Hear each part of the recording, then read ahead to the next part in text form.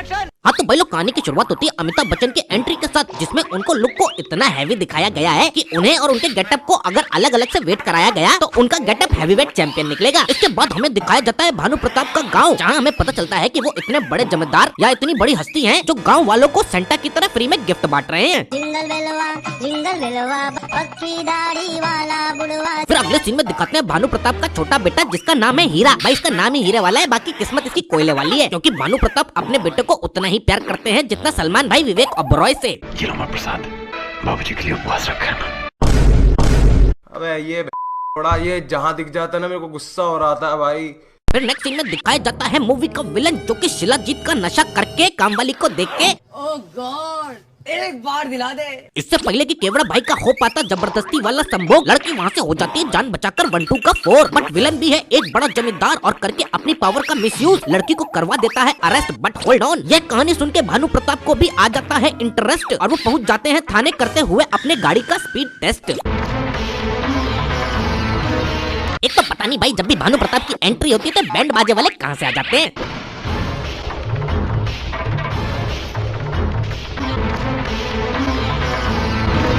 फिर हमारे भानु प्रताप थाने में घुसने के बाद पुलिस वाले को सिखाने लगते हैं लॉ, बोले तो कानून। क्या आपके मसूड़ों में तकलीफ है?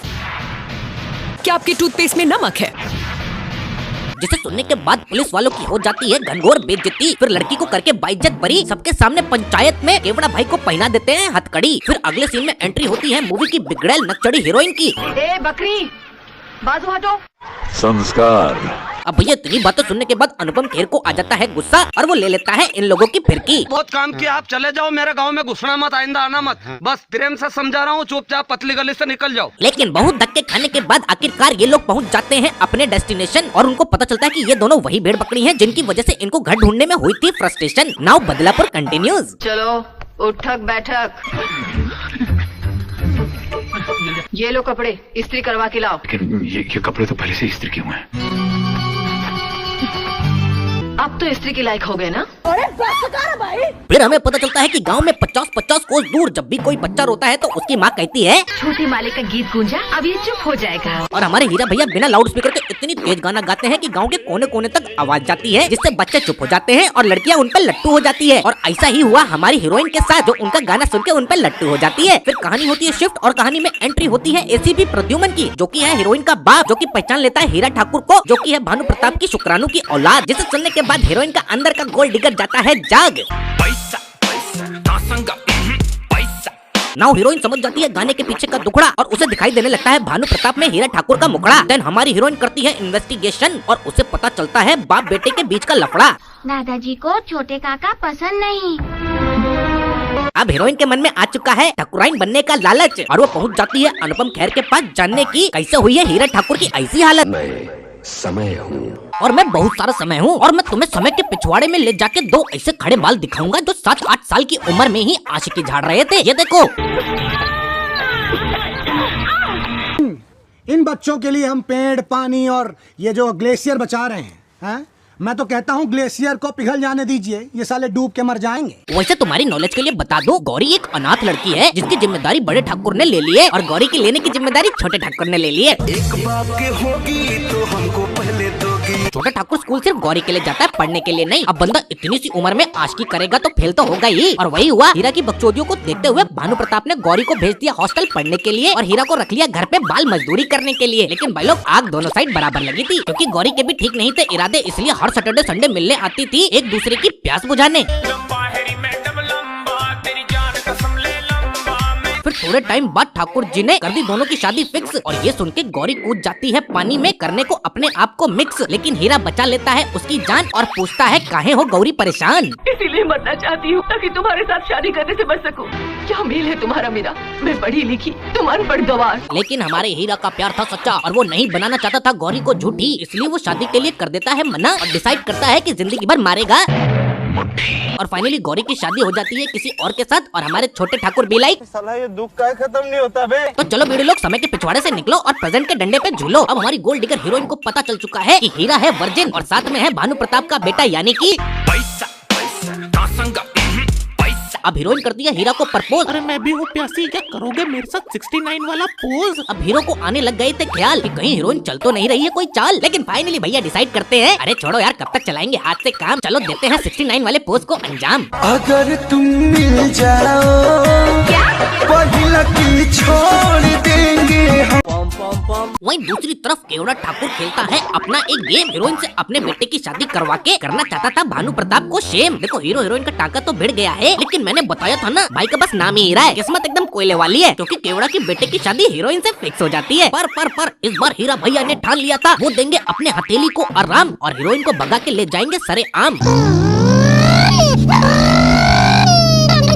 इसके बाद दोनों मंदिर में सस्ती सी शादी कर लेते हैं और खाते हैं कसम, ओ मेरी प्रिय मैं तेरा प्राणनाथ, अब से रोज रात में करेंगे 69 वाला डांस। फिर शादी करने के बाद दोनों जाते हैं ठाकुर के पास लेने आशीर्वाद, बट ठाकुर भी लाइक अरे दीदी का ठाकुराइन बनने का सपना। भाई पहले तो ये हीरा घर का नौकर था, अब तो घर से भी निकाल दिया। लेकिन सब कुछ भूल के हीरा भैया सोचते हैं आज मिटाएंगे बरसों की आग और मनाएंगे सुहाग रात, लेकिन तभी दीदी भी लाइक जब तक हमारे दुख सुख में नहीं बदल जाते हम सुहागरात न मनाएं। देखा कर दी ना वही वाली बात। आपको बुरा तो नहीं लगा? छोड़ो। फिर आता है मूवी को लंबी बनाने के लिए जबरदस्ती से ठूसा हुआ गाना।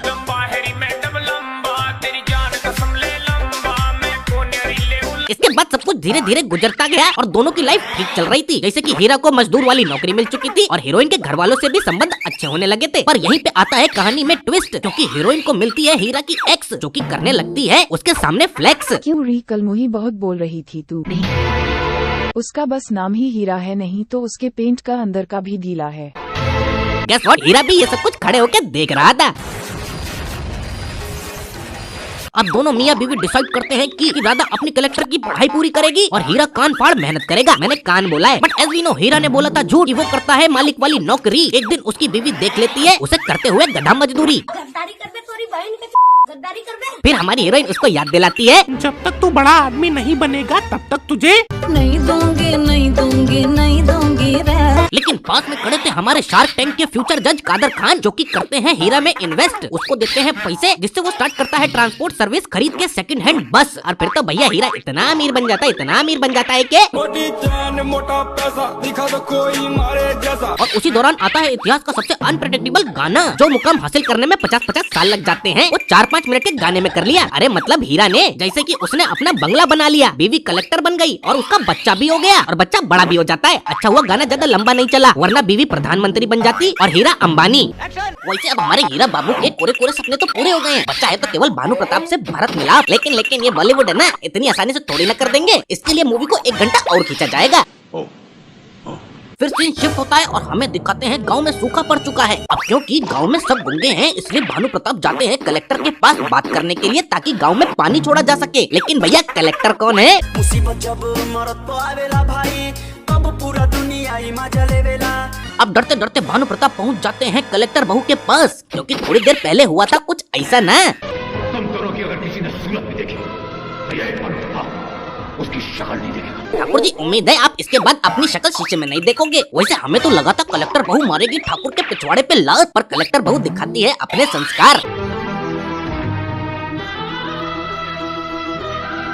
और वहीं दूसरी तरफ गौरी आती है हीरा के घर अपने पति के लिए काम मांगने, और हमारे हीरा भैया इतने शरीफ है कि वो काम उसको दे भी देते हैं। लेकिन भाइयों रिवेंज अभी बाकी है। ए कल मुही तू नहीं थी राइट, हीरा का पेंट का अंदर का भी है पूरा टाइट। इसके बाद सीन शिफ्ट होता है और ठाकुर की मुलाकात होती है उसके अपने पोते के साथ, जहां गलती से वो लगा देता है पोते की शर्ट पर दाग। माफ करना, हमने आपको आते हुए देखा नहीं, अनजाने में हो गया। अंधा क्या संस्कार मुझसे बड़े हैं इसके। अब क्योंकि ठाकुर को अपने पोते के संस्कार पसंद आ गए थे, इसलिए ठाकुर उसको रोज उठा के ले जाता ताकि उसकी पढ़ाई छुड़वा सके। और दूसरी तरफ हीरोइन जाती है कार्ड देने बड़े ठाकुर के पास। आपके बेटे ने आपके नाम से गरीबों के लिए एक मुफ्त अस्पताल बनाया है।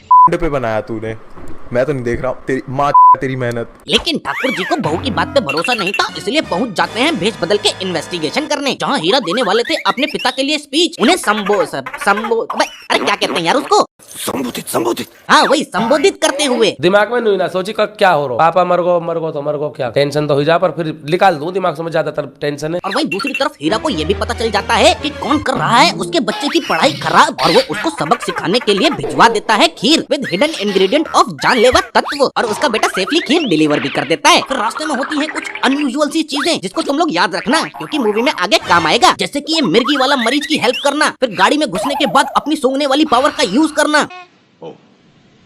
इसके बाद जैसे ही बड़े ठाकुर घर पहुंच के खीर खाते हैं,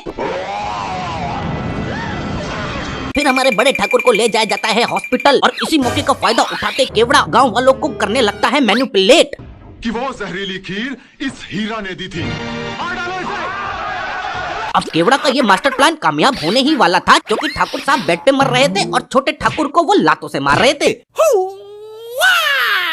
भाई लोगों, इसके बदले की केवड़ा कर पाता छोटे ठाकुर के तलवार से 2 पीस। बड़े ठाकुर आ जाते हैं और बताते हैं रीजन बिहाइंड द जहर वाली खीर। खीर में जहर तुमने मिलाया था, हमने अपनी गाड़ी में तुम्हारे केवड़े की महक महसूस की थी। अरे तो बड़ो खीर खाई क्यों थी? क्योंकि स्क्रिप्ट में लिखा था साले। इसके बाद दोनों बाप बेटे समझ जाते हैं अपने बीच के रिश्ते, फिर केवड़ा की फाड़ते हैं आहिस्ते आहिस्ते, जैसे कि धैलात धैगु से। और यहाँ कहानी में सब कुछ ठीक हो जाता है, ठाकुर का परिवार फिर से रिवाइव हो जाता है और कहानी यहाँ पे खत्म भी हो जाती है।